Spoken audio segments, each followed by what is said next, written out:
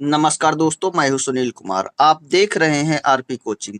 आज के इस विस्तृत क्लास में हम पढ़ेंगे नदियों द्वारा निर्मित स्थलाकृतियां, हिमनद द्वारा निर्मित स्थलाकृतियां, डेल्टा, बीसर, गोखुर झील। साथ ही परीक्षा में बार बार पूछे जाने वाले महत्वपूर्ण तथ्यों को भी विस्तार से इसमें समझेंगे। आइए शुरू करते हैं। भू आकृतियां, स्थलाकृतियां।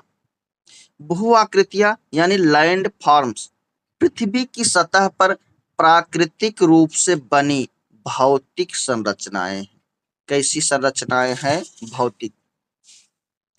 इन्हें नदियां, जो संरचनाएं हैं उसको नदियां, हवा और हिमनद जैसे बाह्य कारकों के अपर्दन, निक्षेपण से बनने वाले विभिन्न रूपों में विभाजित यानी कि बांटा जाता है। प्रवाहित निर्मित स्थलाकृतियां।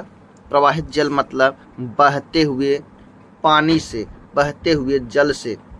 जब पानी बहेगा तो इससे भी कुछ स्थलाकृतियां बनती हैं। नदी का प्रवाह मुख्य रूप से 3 अवस्थाओं में बटा होता है, जहां यह अलग अलग स्थलाकृतियां बनाता है यानी बनाती है। कौन कौन सी अवस्थाएं हैं? एक है युवा अवस्था, पौढ़ावस्था और वृद्धावस्था। युवा अवस्था में जो स्थलाकृतियां बनेगी दूसरी होगी, पौढ़ावस्था में दूसरी होगी और वृद्धावस्था में दूसरी होगी। नदी द्वारा निर्मित स्थलाकृतियां। नदी अपनी विभिन्न अवस्थाओं में निम्नलिखित आकृतियां क्या करती है? निर्माण करती है। अपरदात्मक स्थलाकृतियां मतलब पानी बह रहा है। कहाँ से आ रहा है? ऊपर से, ग्लेशियर से। जैसे ये अपना क्या है? पर्वत है। यहाँ से ग्लेशियर पिघला नीचे आ रहा है। जब नीचे आ रहा है इसी अवस्था को क्या कहते हैं? नदी की युवा अवस्था। अब ये नीचे आ रहा है तो इस चट्टानों को भी क्या करेगा? तोड़ते हुए आएगा। जब तोड़ते हुए आएगा तो कुछ चीज़ों को बनाएगा, यानी कि तोड़ते हुए, यानी तोड़ने के बाद ये लेकर आ रहा है, इसी से कुछ स्थलाकृतियां बनेगी। तो कौन कौन सी, क्या क्या बनेगी? बी आकार की घाटी बनेगी। कौन सी आकार की? बी आकार की घाटी बनेगी, क्योंकि इससे पानी आ रहा है ऊपर, अधिक ऊंचाई से, वेग इसका तेज है, तो क्या बनाएगा? बी आकार की घाटी। और क्या बनाएगा? गार्ज बनाएगा। क्या बनाएगा? गार्ज। बी आकार की तरह ही गार्ज होता है, लेकिन यहाँ चट्टानें कैसी हैं? कठोर हैं। इसको एकदम पतली कंदराओं के रूप में क्या करता है? नीचे ही काटता है। और वैसे ही क्या है? गार्ज की तरह कैनियन भी है। गार्ज की तरह क्या है? कैनियन भी है, लेकिन यह थोड़ा सा क्या है? इससे विस्तृत है। और इसका आकार कैसा है? यह थोड़ा सा, इसकी आकृति सीढ़ी अनुसार है, सीढ़ी नुमा है। जलप्रपात यानी कि वाटरफॉल, ये क्या है? जब ऊंचाई से पानी गिर रहा है, अत्यधिक ऊंचाई से पानी गिर रहा है, तो उसी को क्या कहेंगे? जलप्रपात।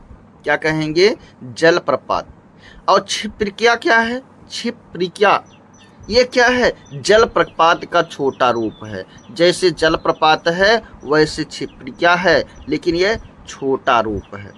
और जलगर्तिका, जब ऊंचाई से पानी गिर रहा है नीचे, इसमें जो चट्टानी टुकड़े हैं और नीचे जाते हैं, ये गोल गोल घूमते हैं और नीचे गहरा एक भाग बना देते हैं, और इसी को क्या कहा जाता है? जलगर्तिका कहा जाता है।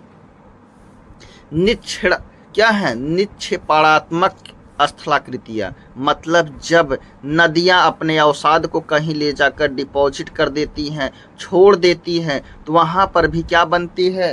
स्थलाकृतियां बनती है। जैसे जलोढ़ पंख, जलोढ़ शंख, प्राकृतिक तटबंध, बाढ़ का मैदान और डेल्टा, इन सब को भी बनाती हैं। कौन बनाती है? नदियां। लेकिन ये कब बनाती हैं? जब निक्षेपण करती हैं। यानी कि सीधी बात है, मैदानी भागों में ये बनाती हैं। कहाँ बनाती हैं? मैदानी भागों में। देखते हैं, नदियों की 3 अवस्थाएं होती है। पहली अवस्था कौन सी है? युवा अवस्था। जलप्रपात, यहाँ पर क्या बनेगा? युवा अवस्था में जलप्रपात बनेगा और वी आकार की घाटी। प्रौढ़ावस्था में क्या बनेगा? नदी बीसर्प। क्या बनाएगा? बीसर्प। नदियां क्या बनाएगी? बीसर्प। और क्या बनाएगी? गोखुर झील। वृद्धावस्था में क्या बनाएगा? डेल्टा, विस्तृत बाढ़ के मैदान, यानी जलोढ़ वाला भाग बनाएगा।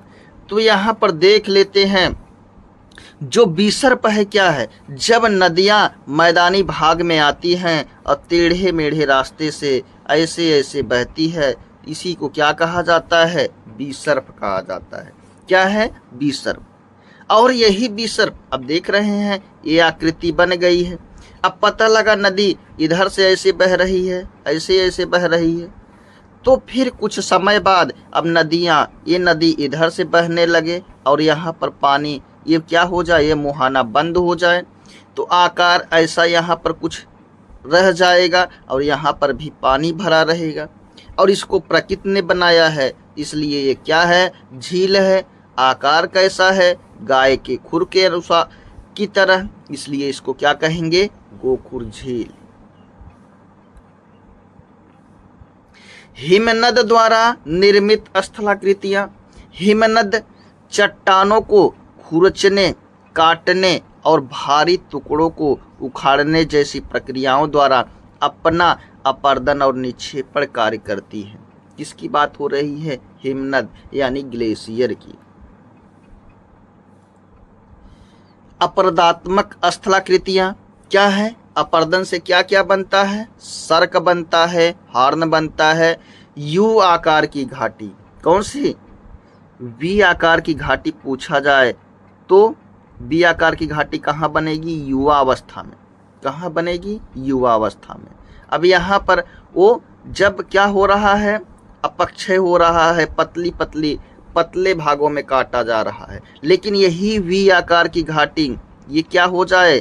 इसकी गहराई ज़्यादा हो जाए तो ये क्या बन जाएगी? यही क्या बन जाएगी? यू आकार की घाटी। कौन से आकार की घाटी बन जाएगी? यू आकार की घाटी। और लटकती घाटी और एरेट।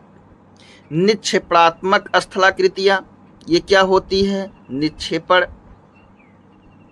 इससे क्या बनता है? मोरेन, एस्कर और ड्रमलिन, ये सब स्थलाकृतियां यहाँ से बनती है। अब देखेंगे अपर्दन और निक्षेपण में मुख्य अंतर क्या है। अपरदात्मक स्थलाकृतियां जल, वायु, बर्फ द्वारा चट्टानों और मिट्टी के कटाव से ये बनती हैं। जो अपर्दन द्वारा बनती है स्थलाकृतियां, कैसे? जल, वायु और बर्फ द्वारा चट्टानों को क्या करते हैं? चट्टानों और मिट्टी को क्या करते हैं? काटते हैं। उससे जो बनती है वही स्थलाकृतियां अपरदात्मक स्थलाकृतियां कहलाती है। निक्षेपणात्मक स्थलाकृतियां कटा हुआ वही मलबा जाकर कहीं क्या हो जाए? जम जाए। कहाँ जमेगा? मैदानी भागों में, कम ढलान वाले भागों में क्या हो जाए? जम जाए। तब वहाँ पर जिसका निर्माण होता है उसे क्या कहते हैं? निक्षेपणात्मक स्थलाकृतियां। जैसे डेल्टा, जैसे क्या है? डेल्टा का निर्माण, डेल्टा और जलोढ़ पंख। दोस्तों, ये रहा आज का हमारा वीडियो। तो वीडियो कैसा लगा आप कमेंट बॉक्स में ज़रूर बताएं। आरपी कोचिंग के साथ मैं सुनील कुमार। धन्यवाद।